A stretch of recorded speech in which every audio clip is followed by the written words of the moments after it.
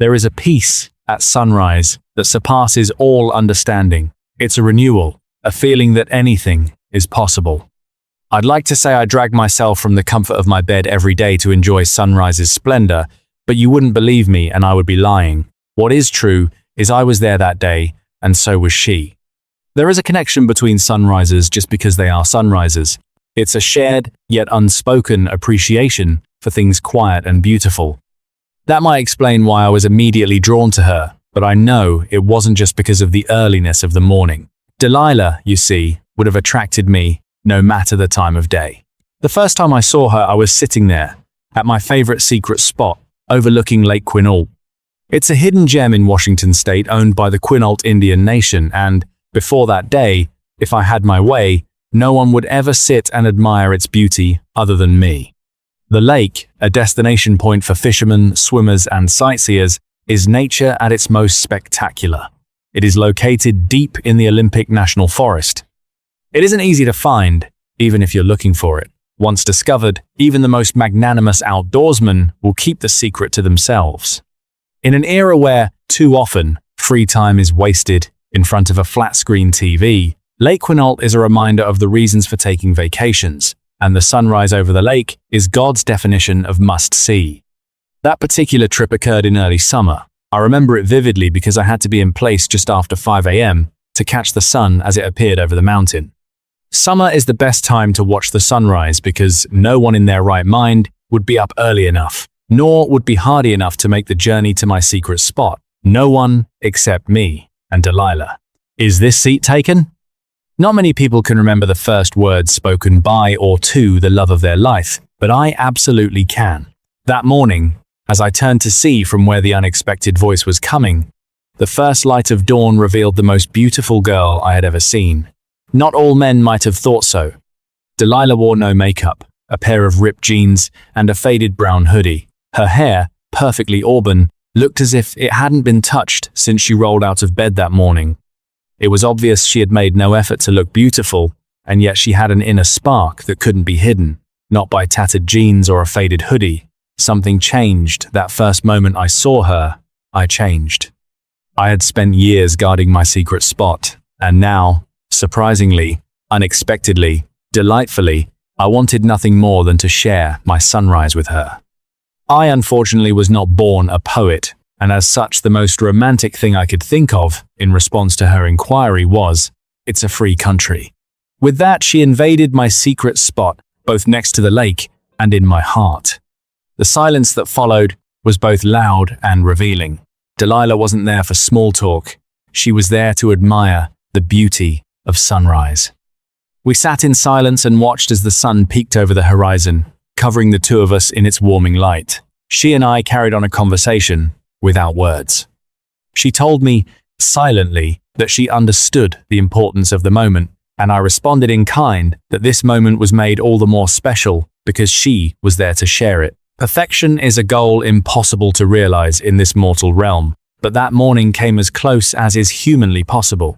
So many thoughts ran through my mind as the sun revealed itself completely. Then, just as quickly and quietly as she had come, Delilah rose to her feet, wiped some residual dirt from the seat of her ripped jeans, and headed down the trail and out of my sight. 8 words verbalized, an infinite number of potential events contemplated. 30 minutes had passed, a lifetime had been imagined. I was sure I would never see her again, and the thought made me overwhelmingly sad. The next 5 years came and went. 5 long years since that day at the lake. There were first dates, first kisses, and the words "I love you" exchanged. Yet every time fate or intention would reach down and sabotage promise, I became determined to find peace in my solitude.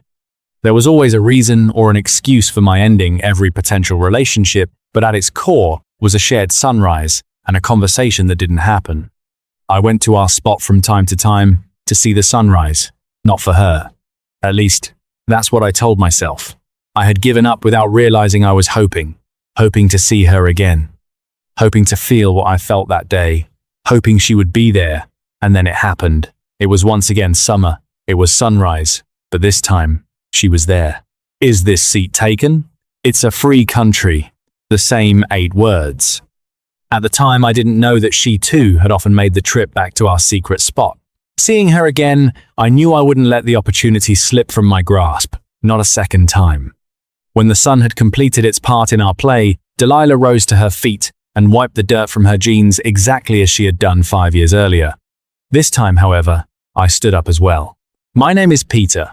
I don't like coffee, but I'd really like to have a cup with you."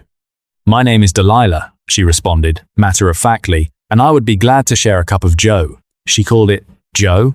It's funny the things that confirm that a love is real.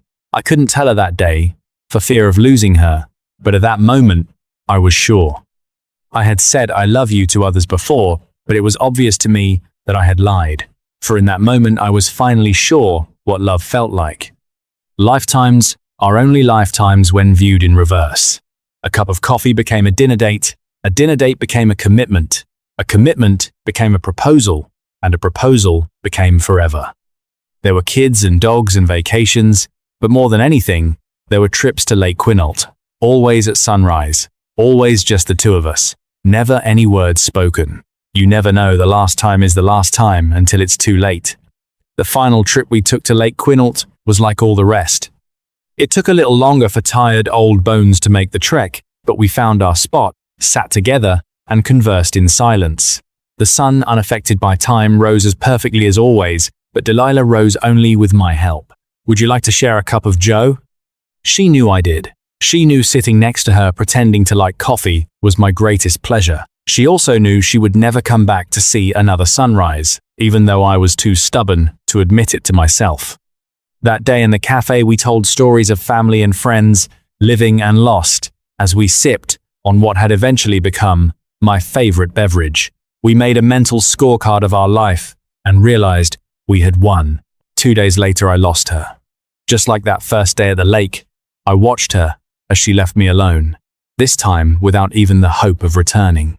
The sadness I felt from years back flooded over me like a tidal wave. "I'll save a seat for you." Those were her last words to me. True to myself, I replied, "It's a free country." Then she was gone. One day, hopefully soon, I will watch the sunrise with my Delilah again, only from a far better secret place. Until then, I only go to our special spot at night. I'm never alone when I go there. I make my way to our clearing and sit down just as I did all those years ago. As the moon reflects off the lake, I feel her comforting hand reach down for me, and in the silence only we understand, I hear her very clearly.